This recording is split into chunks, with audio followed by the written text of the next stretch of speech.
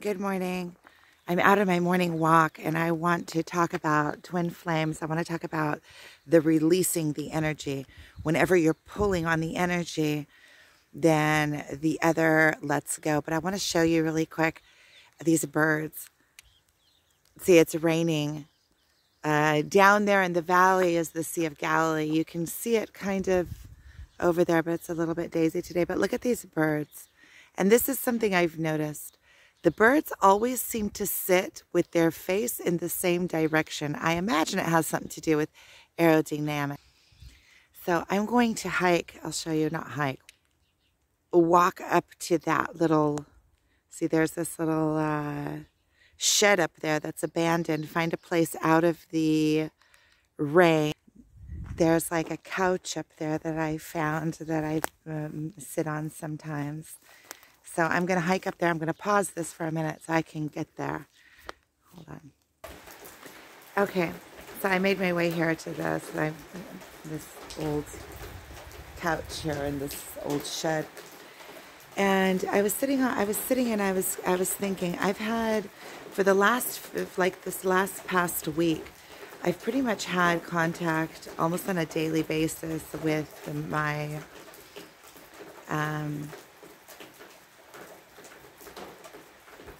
divine counter. I mean, that's probably the closest I can, divine, because the connection is in divinity, and counterpart is that reflective mirror, the one who counters me, the one who shows me myself.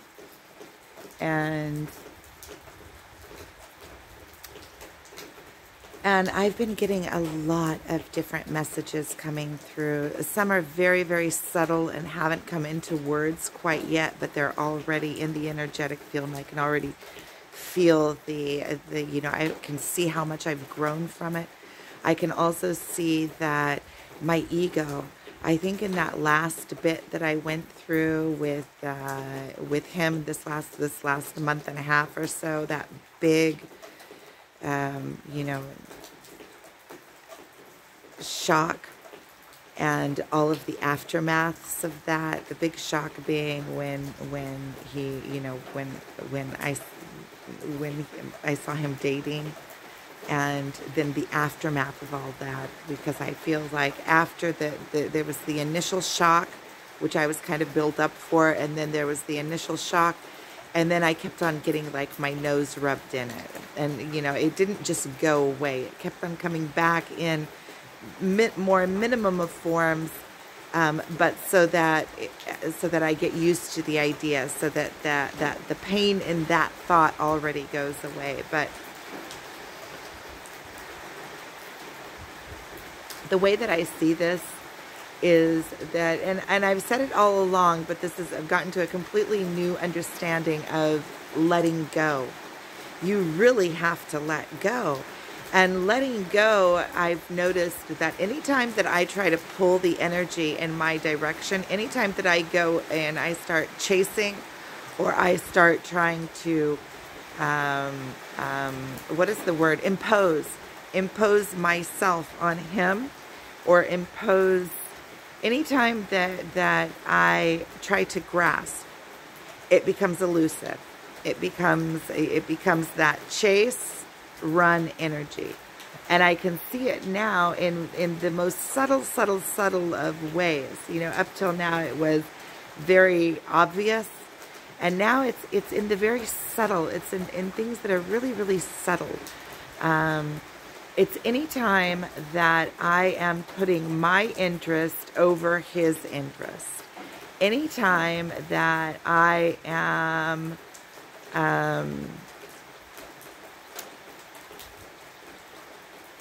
not looking out for, and I'm saying this in the negative way, but anytime that I am not looking out for his best interest, and I am in the picture wanting for me, I want to be with him. I enjoy his company. He makes me laugh. Anytime that I'm trying to impose myself on him for my own reasons, it is not let go. Because when you are let go, you can just take what is, and the rest of the time you are, and this was also connected, it's another message that I got within this, is that the rest of the time, become the master of your abode. Become the master of your abode.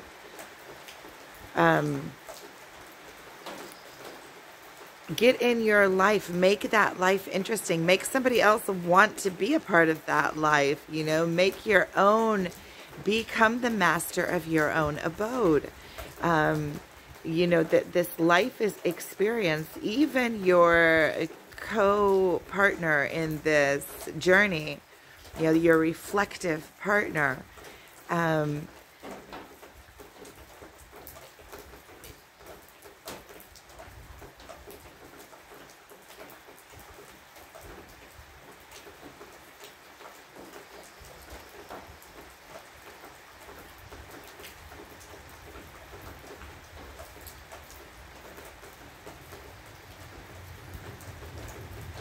okay, I want to scratch that. I do think that the rest of the time you come into yourself, you bring the focus back to yourself, and you become the master of your abode, because this is your life experience. You are in the center of it. Whatever is happening around you is in a divine dance with you, and is of your creation. It is your experience. It is your life experience. So you need to be the creator and the master of it.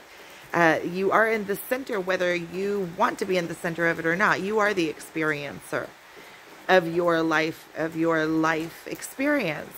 And so if you put the experience on somebody else, I'm only going to enjoy this experience of somebody else. You know, you can make your experience as rich as you want. You can add as much as you want into your life experience. So the rest of the time, become a divine creator. Create the life that you want. Create, you know what I really am setting my focus on now, and I really want to bring my focus back from my divine counterpart into my life, to create providence. And I understand that it's a co-creation, and that I am connected to the divine and to the all, and that is how we create. And I also understand that the creation process of this is first of all aligning myself, because when I'm running after something, it's just like running after your twin. It's the exact same mechanism. When you're running after something topically, you're not making it attract to you from inner. So you have to go inwards and create that basis for all of that to come, which is in your belief, what you are worth, what you are worthy of, how you treat yourself, and how you perceive yourself, and how you represent yourself in the world. I'm going to pause this for a second because it really started pouring, and then I want to come back to the twin flame dynamics. So on the twin flame, in the twin flame dynamics, your counterpart, if you are the feminine energy, you are the chaser, the grasper, and your counterpart has to trust that, your counterpart has to trust that you have their best interest at heart, their absolute best interest, not just the topical best interest, you know, the good time. And with your divine counterpart, they have issues with trust, with letting somebody in so deep that because a relationship of being, they always have their guard up. Because of that, those trust issues, they always have their guard up. And that guard is with everyone around them because of their life experience, because of who they are, because they have never really been able to trust anybody. Everybody has let them down. So their guards are up all the way around. And when you come in and you start chasing, let's say you come into their life and because you are so compatible, you are potentially the best friend that they could ever have. So they are drawn to you in a way. They know that connection is there. Even if they don't know it consciously, their soul can feel that homeness within you, that potential for the best friends. Because you are so close, you can understand them better than anybody else. That is also why if you start grasping and trying to pull, they know that you are not clean, because they know that you can see their best interest and that you're putting yourself ahead. So that is egotistical. Comes from the ego. And so, and I had to do this now with the rain, even though the rain's coming through. So I'm trying to talk a little bit louder, but it's coming through and I want to channel it as it comes, because it comes through pure that way.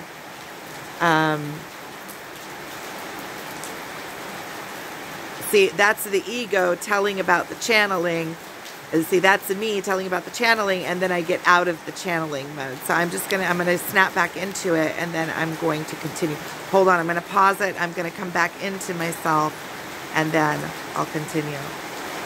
Okay, so this journey is all about building trust. It's building a complete trust in between the two sides, to where each one knows that the other side has their best interest at heart, has the other's best interest at heart. And in that way, you can completely let down all of your guards, because you don't have to worry next to this person. So when you have your guards up, anytime you come into an encounter with this person, everything that the person says, you are... you have your guards up, so it has to come through this extra filter that checks to see if it's clean what you're saying, if it's coming through as me putting my best interests or putting their best interests. And so you're constantly having to keep this filter up, this check.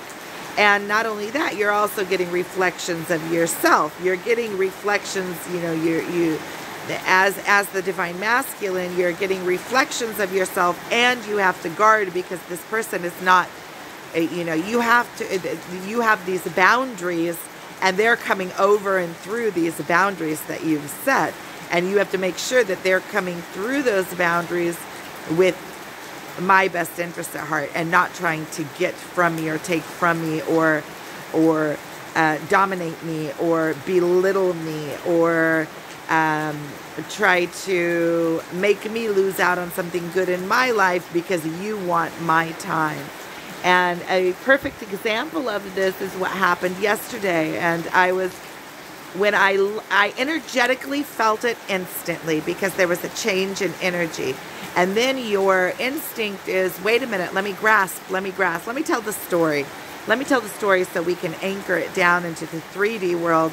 And then you can actually see how this journey works in this world.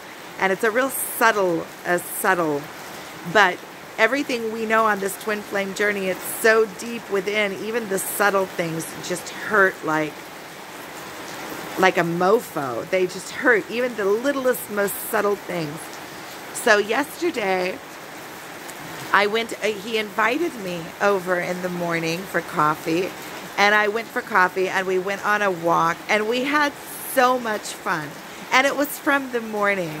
And then he said, okay, so in the beginning, when I first got there, he said, this is a perfect day for the hot springs, because it was a cool day. So he planted this idea in my head, right? The hot springs, right? And it's always so much fun to go with him, right?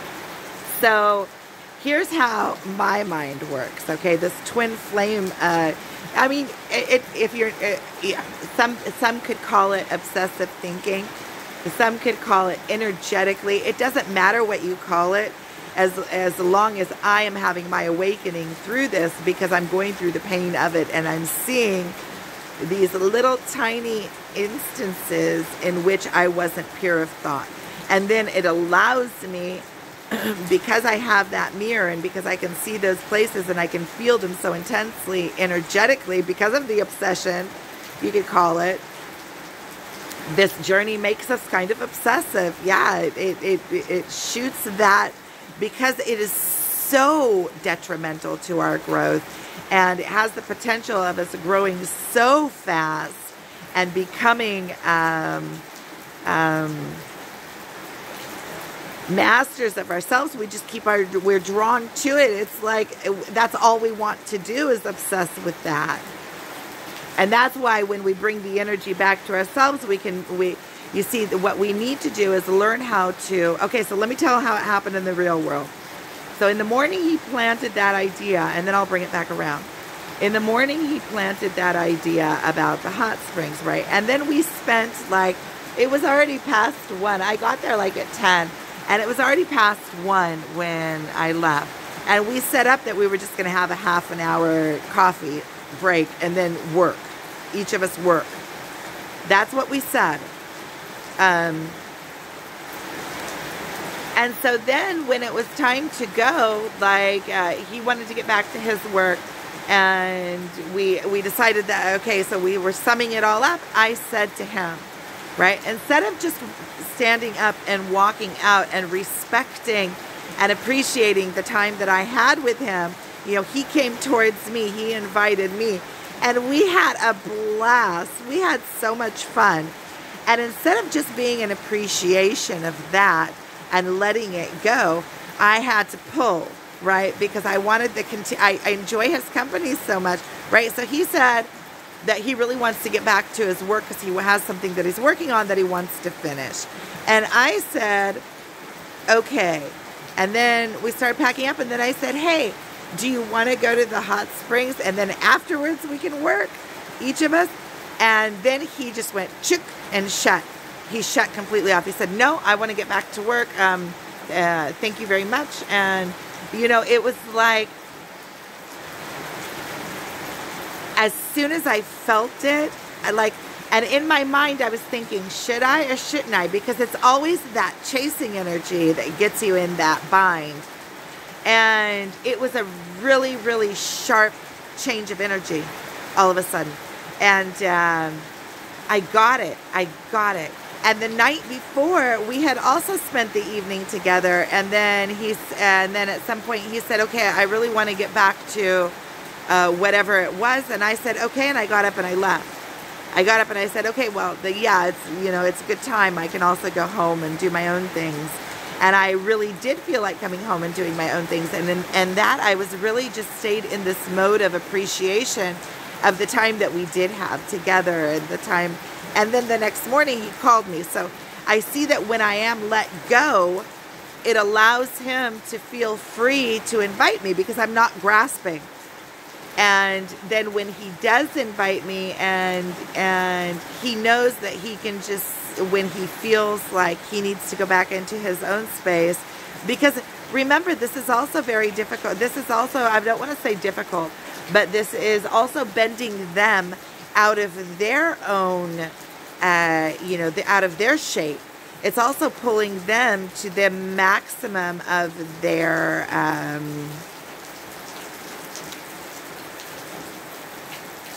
boundaries. We're pulling them out of their boundaries. They have to learn how to trust with us.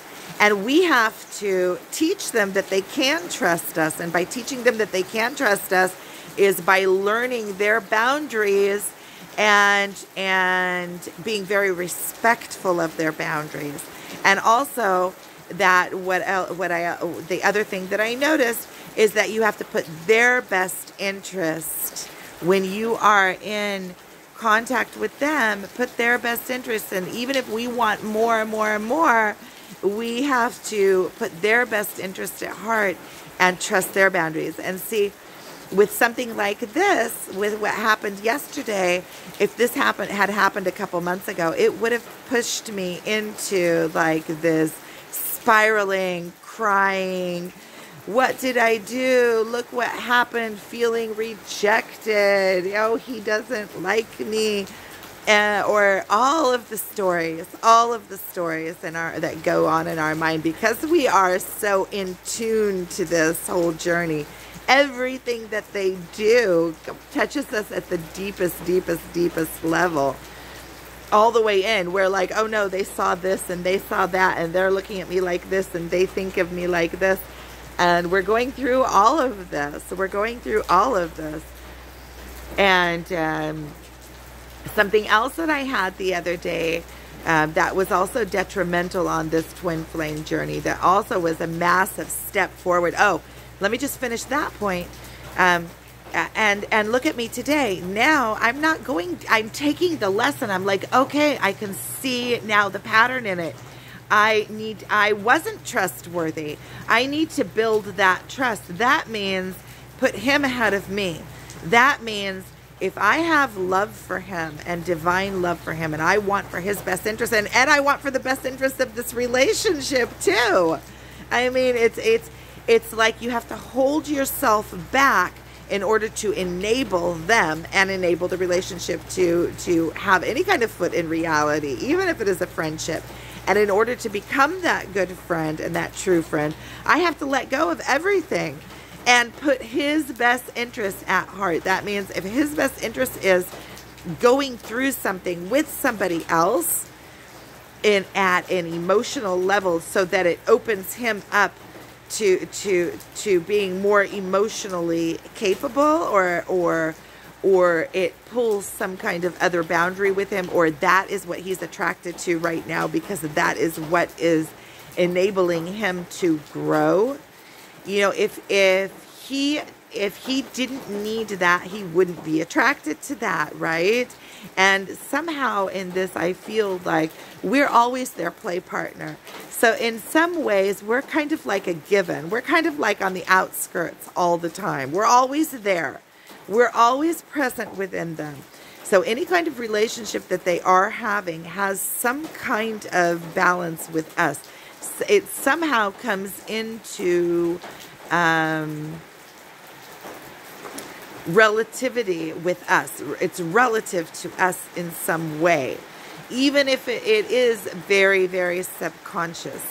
It is all on their part. That we are always present. We are always present. And the more that we can just like, okay, go have your lesson, and we set them free to have that lesson, the quicker they will get the lesson. And when we start pulling out of the game and they stop feeling that complete presence all the time with them, and they start saying that, okay, we're letting them do that, all of a sudden that starts shaking them. And they're like, okay, wait a minute. Is this detrimental? You know, they start, you know, when somebody is there, let's say energetically even, let's say my twin is in a relationship and I am energetically, in the 3D world, I'm okay with it and I'm pulled away, but energetically I am hurt by it, or that means that I am not letting them have freedom. If I have any kind of emotion towards that of not being completely open and free about it, then I am making him put up a wall, because he can energetically feel that. So he puts up a wall, and it's almost like when you put up a wall, you are pushing something away. And in order to push something away, it takes effort from you. So if you have effort in pushing something away, it means that you're fighting for this, right? The minute there's nothing to push away, that person just lets that wall go. All of a sudden, you're pushing in vain. So there is no give, right? So you're pushing and there's nothing you're pushing against. So then you're let go, and you're all of a sudden, you're free in this place. There's no boundaries. And so then you don't have to fight for this anymore. So then you're free to be in it. And then you start really taking a look at it, and you start saying, okay, wait a minute. Why am I attracted to this? What is the draw in this? All of a sudden, you start losing this other person that's in your life, and you start checking out, wait a minute, is this worth it? Is this what I thought? Is this real? Is this what I wanted? You allow them, when you let go, you allow them the freedom to get that lesson quickly. And that's how it happens. And so in the physical world, what I felt was the minute that I started grasping, his no became more evident and strong. And his push against me and those walls, that means that I broke his trust. He invited me over for a half an hour. It ended up being 3 hours. We had a blast. I should have said thank you. Thank you for all the time that we had together. And yes, good. Go do your work and get yourself better. He wanted to work on his site. And I should have taken that also as an example and went home and sat on my butt and worked on my site to better myself while he's bettering himself. So allowing him the freedom, not chasing him and trying to catch him, allowing him the freedom to better himself. And in that process, taking that time to bring myself to be the madame, with this quote, the madame of my own life, and bring my own, just as he's bettering himself and I'm enabling him, then I would be enabling myself also, and it would be my own. Here is another lesson, and it's self-respect as well. So learning how to give him his self-respect and his time, place, and energy without me, it means that I am taking back the power. I'm taking myself, removing myself from his life from a place of power, because I am enabling him and giving him his space to build his life, regardless if it is building his site or building another relationship so that he can go through whatever he needs to go through. And so it's allowing him, it's releasing him, but in releasing him, I'm also initiating the release. That means that I'm bringing myself as a powerful being back into my life. I'm like, okay, I put him over there. I closed that door for a while from my own wanting and doing. And now I am present in my life. What are my choices? Let me better myself. Let me, be a strong being in his life as well, regardless if I am his couple or not his couple. I am his counter, and energetically we are connected. So let me become, even if it is, it's love for self, but it's also love for him. Because when you understand that you are connected on this level, when I better myself, I become a better partner in this yin-yang. Just like he is a very strong leading partner in this for me, I could become the same for him. And so I've had some, in these last few days, I didn't feel like I had anything, and nothing was coming through as a strong message yet. I was still everything is still kind of hazy. Daisy. Everything is daisy. Everything is just totally daisy. I'm sitting here in the total rain. It is just daisy. It's probably gotten to be around 9 o'clock in the morning. Maybe a little less. I left the house at around 7:10 maybe. I put my car out. My car is like full of mud. So I parked my car on the street so it would get washed from the mud from the rain. And so I'm going to go. What I figure is when I go through a few days of intense, and lessons, and what I'm realizing is that the lessons, the more that I'm learning to take the lessons, and you see these last few big lessons that I went through, that immense pain, you can look back at the videos and you see that pain that I was in, the pain that I was going through, and then after the pain comes the release. And it's like you get the lesson. And when you go through the pain so excruciating for so many days at a time, and it's just like I was in bed squirming around in pain, just crying and crying and crying. And then it's like now it feels like I can see the lesson almost instantaneously. And I don't want to go into the pain. I don't need to go into the pain to get the lesson. I take responsibility. It's like, oh, okay. And then I take responsibility, like you see me taking responsibility in this video. It's like a lift. Instead of going down into the pain and then getting the lift, it's like I get the beginning of the pain. It's like, ooh, I understand what the pain is telling me. And then I'm like, okay, I got the lesson. And now I'm asking God, the universe, for another chance to repent. It's just like when Jesus always said, repent, repent, repent. But it's exactly that. I want another opportunity to be able to make the right choice in the next opportunity, not push that extra leg. Okay, you got a finger now, you try to take the whole hand. It's like I enjoyed my time with him. Instead of putting him first, he invited me for a half an hour. Instead of saying, yeah, get busy, taking that as inspiration, as me having my own free time of not chasing him, to be able to go home and do my own work and better my own self, which is what I did in the end. But then I did go to the hot springs in the evening again, and I do think that I had a little bit of that chasing energy. But this morning, waking up in this strong understanding, it's raining, there is no chasing, and then I have space. I didn't cry because of it. I didn't cry because of it, because I made that in the beginning, I would have been totally devastated by, oh, what did you do? He gave you a finger and you pulled a hand. And I think now that it's kind of like I get the lessons. And what I did in that is that I broke his trust again.